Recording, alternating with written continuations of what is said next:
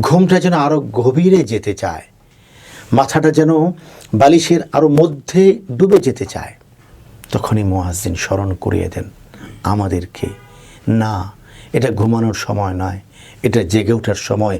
আসসালাতু খায়রুম মিনান নাওম। আল্লাহু আকবার।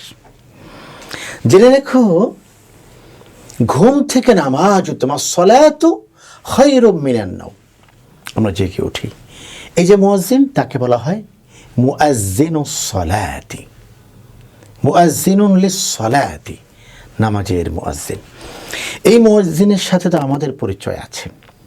আমি আপনাদেরকে আরেকজন মুয়াজ্জিনের কথা বলবো, যেই মুয়াজ্জিন হলেন মুয়াজ্জিনুন লিল হজ, যিনি হজের আজান দিয়েছিলেন।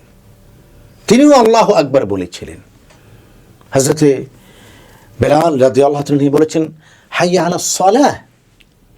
আব্দুল্লাহ ইবনে উম্মে মাকতুম বলেছেন আস-সালাতু খায়রুম মিনান নাওম। আর হযরত ইব্রাহিম, তিনি আরেকজন মুয়াজ্জিন, যিনি আজান দিয়েছেন পৃথিবীতে একবার, হজের আজান।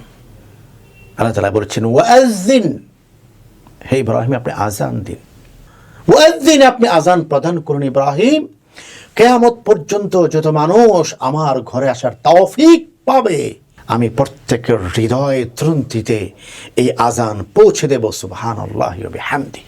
সেই মুয়াজ্জিনের আজান শুনে পথ চলছে আমরা, আর বলছি লাব্বাইক আল্লাহুম্মা লাব্বাইক, লাব্বাইক লা শারীকা লাকা লাব্বাইক, ইন্নাল হামদা ওয়ান নি'মাতা লাকা ওয়াল মুলক লা শারীকা লাক।